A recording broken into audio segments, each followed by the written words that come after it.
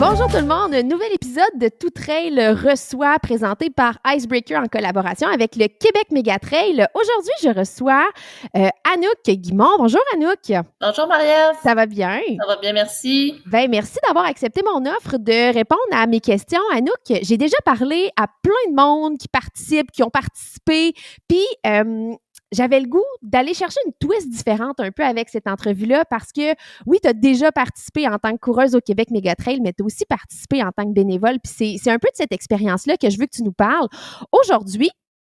Mais d'abord, comment ça a commencé? Comment est-ce que tu as connu le Québec Mégatrail, toi? Moi, j'ai connu ça faisait déjà plusieurs années que j'avais arrêté de courir, mais j'ai connu le Québec Mégatrail parce que j'ai un collègue au travail qui a participé au QMT 25. Il m'en avait parlé à l'époque, puis à ce moment-là, j'étais pas prête, mais l'année suivante, il m'avait dit « Hey, ça serait le fun qu'on participe ». Fait que c'était un peu comme ça que j'avais été initiée au QMT. C'était en quelle année, ça? C'était en 2022 ou 2023. OK, Bon, parfait. 2023, c'est ça. Fait que tu as participé ta première édition en 2023, finalement. Effectivement. OK, c'est bon. Fait que tu avais fait le 25 km? Le QMT 25. Puis c'est un peu comme ça aussi que je me suis inscrite au club de Tout Trail parce que c'était dans le but de faire le QMT 25. Ah ouais, hein? Ouais. Ah, ben c'est une belle histoire qu'on connaissait pas. Ça, c'est cool. Fait que là, tu as participé, tu as fait c'était-tu ta première course de trail? Ben, ma plus longue, là, parce que là, ça datait de peut-être 10-12 ans que j'avais fait une course en sentier, mais c'était un 10 km à l'époque OK. au Mont Harford, le X-Trail à l'époque. OK. C'est bon. Fait qu'un renouvellement avec la course en sentier, un premier 25 km, puis t'avais trouvé ça comment? C'était une belle édition 2023 quand même? Ouais, ben on avait eu notre lot d'eau et de bouettes Il y avait dans eu les un sentiers. petit peu de pluie, hein? Ouais, effectivement. Fait qu'on on a eu bien des histoires à se raconter, puis c'était vraiment quelque chose, là, c'était le fun. Puis ça t'a pas découragé de la trail? Non, pas Non. du tout. C'était juste, tu sais, un petit défi supplémentaire, là, mais Parce il faut le mentionner pour ceux qui n'étaient pas nécessairement là. Il y a eu tellement de pluie que les sentiers s'étaient transformés comme en ruisseaux. Vous aviez de l'eau, quoi, aux genoux certains. Moi, j'ai vu ouais. des photos que ça n'avait pas de bon sens.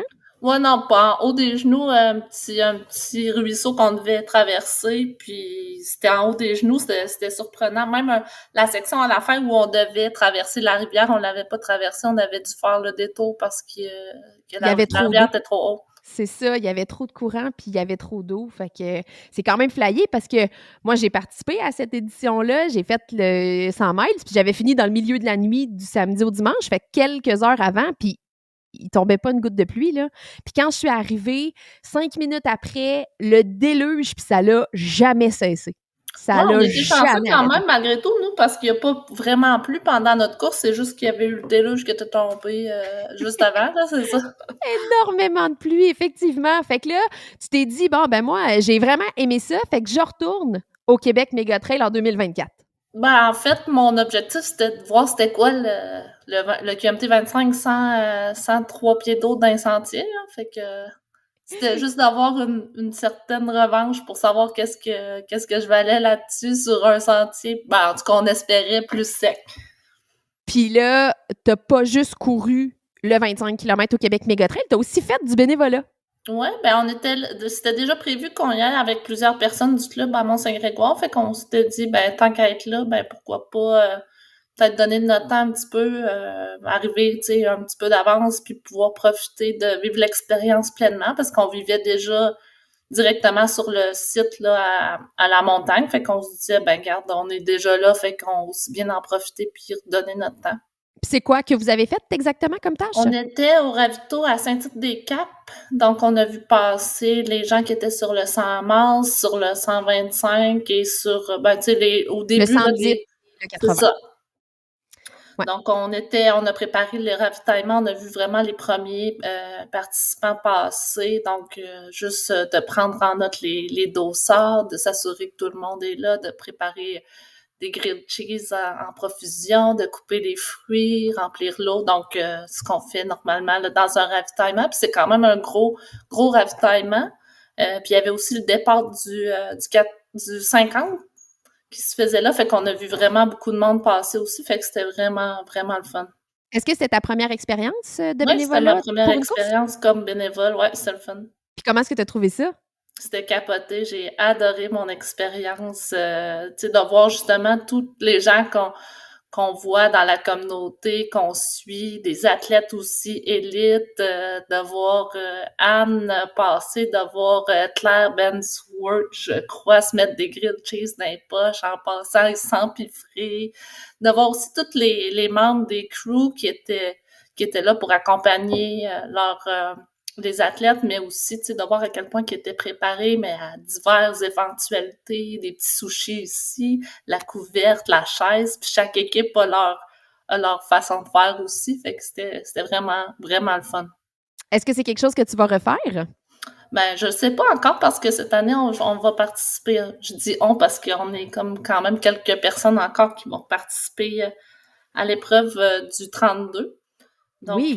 la journée, c'est pas la même journée, donc c'est le samedi, fait que on le sait pas trop, je sais pas trop en termes d'horaire comment que ça va gérer là, mais possiblement pour le dimanche, ça serait une possibilité. Parce que tu as aimé ça, vivre une course de l'intérieur. Ah, c'est vraiment d'autres choses, puis ça fait vraiment comme tu sais un week-end complet où tu vis l'expérience autant de courir, mais de vivre de l'intérieur pour voir les autres athlètes que tu verrais pas normalement quand tu es en train de courir toi-même. Y a-tu des choses qui t'ont surpris? Y a-tu une situation où tu t'es dit: «Hein, mon Dieu, que ça se passe comme ça»? Ben, j'avais pas vraiment d'attente, là, mais la gestion de toutes les drop bags, là, qui avait comme à peu près 300 drop bags qui se déplaçaient d'un site à l'autre, fallait les placer, puis tu sais, puis ça, je trouvais que c'était impressionnant, la quantité de sacs à déplacer aussi, là, c'était quelque chose. Ben, effectivement, tu sais, c'est de la logistique que tu le sais pas, puis tu sais, toi, c'est pas nécessairement des distances que tu as déjà courues. Fait que je crois pas que tu aies déjà eu à gérer toi-même un drop bag.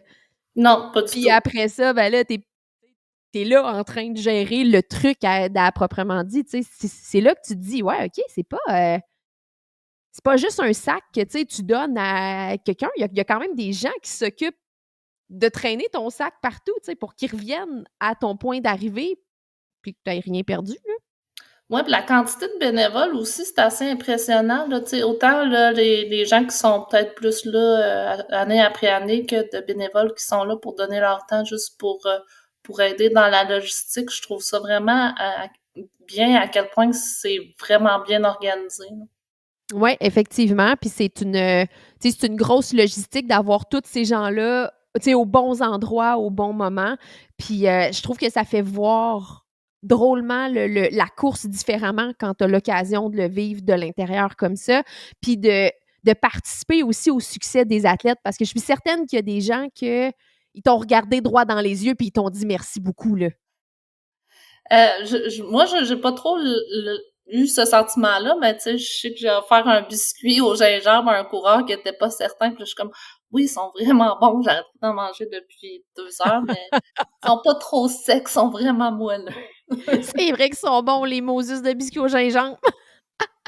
Fait que là, cette année, tu vas courir le 32 kilomètres. Ouais, parce que je te dirais que, excuse-moi, la distance, l'année dernière, après le QMT, j'ai fait le 42, puis 42 à Saint-Siméon, j'ai trouvé quand même assez difficile, donc je suis pas prête encore à me lancer dans une distance plus grande que ça. Fait que je trouvais que le 32, c'était un bon compromis. Effectivement. Puis, tu sais, c'est un parcours qui est quand même costaud parce que ça monte le Mont-Sainte-Anne tout de suite en partant.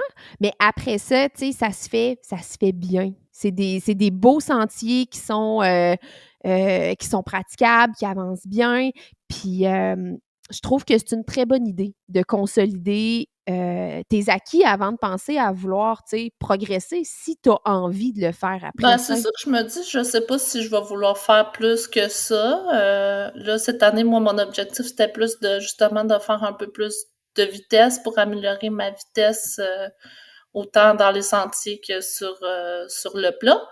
C'est pour ça que j'ai participé la semaine dernière au demi. à Saint-Jean-sur-Richelieu avec toi. Fait que c'était vraiment d'optimiser là-dessus, puis on verra ce que ça va. T'sais, c'est sûr que je vais avoir le goût d'en faire plus, puis continuer à courir, puis avec le super défi que vous avez, c'est sûr que ça l'ouvre les yeux à des plus grands défis, mais ça, bref, on verra éventuellement.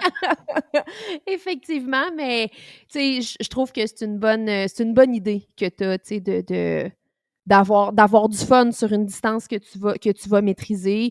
Puis après ça, tu sais, si tu as envie de bâtir sur plus parce que tu te dis effectivement, il y a peut-être d'autres choses que j'ai envie d'essayer puis de vivre, ben là, après, tu sais, c'est possible de le faire, mais ça va pas mal mieux quand on apprécie puis qu'on maîtrise ce qu'on fait, là.